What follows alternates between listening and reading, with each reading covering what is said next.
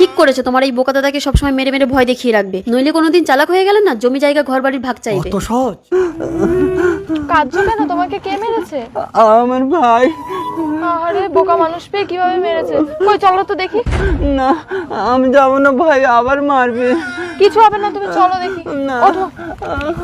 আমার দাদাকে আমি কেন মেরেছি তোমাকে জবাব দিতে হবে। হ্যাঁ দিতে হবে। যদি বলি না এটা আমাদের নিতান্তই পারিবারিক ব্যাপার। পারিবারিক ব্যাপার? এ নাও, এই ঠাকুরের সিঁদুরটা আমাকে পরিয়ে দাও।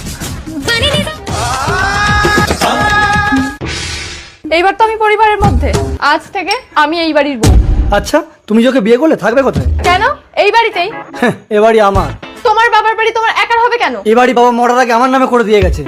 কি প্রমাণ আছে? এই নাও। এই যে আমার বাবার সমস্ত প্রপার্টি রেকর্ড আমার নামে করে দিয়ে গেছে। এতে প্রমাণ হয় তুমি তোমার নামে এই সব কিছু লিখে তুমি তোমার বাবাকে খুন করেছো। হ্যাঁ আমি করেছি, তোর কি করার আছে করে নিবি, যা। এই চলে এসো, তোমার বাবার জমি কি করে আদায় করতে হয় আমিও দেখে নেবো, চলো। হ্যাঁ যা যা। এই মেয়েটাকে পৃথিবী থেকে যেভাবে হোক সরাতে হবে, না হলে তোমার এই চিটিং করে জায়গা জমি লিখিয়ে নিয়ে তোমার বাবাকে মেরে ফেলা, তোমার দাদার উপরে অত্যাচার করা, তোমার কিন্তু যাবজ্জীবন জেল হয়ে যাবে। ঠিক বলেছো, আইডিয়া। চলো। পিঙ্কি, পুলিশ অফিসারের সাথে তোর বিয়ে ঠিক হয়ে গেছে, তুই একটা পাগল ছাগলকে বিয়ে করলি? মা ও খুব অসহায়। অসহায় তো আমি কি করবো? আমি কি মাদার টেরিজা তোদের সেবা করবো? এখানে কোনো জায়গা হবে না, যাবে না। যত সব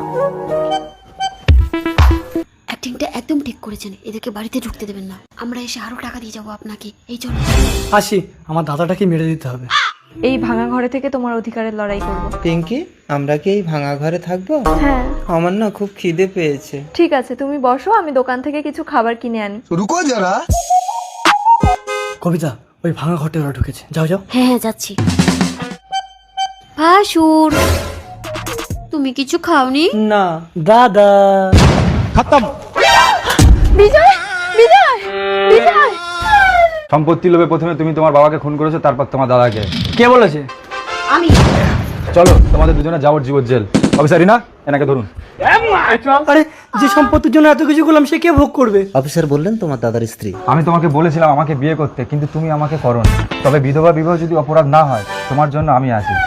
কখনোই ভাই বোনকে ঠকিয়ে সম্পত্তি থেকে বঞ্চিত করবেন না।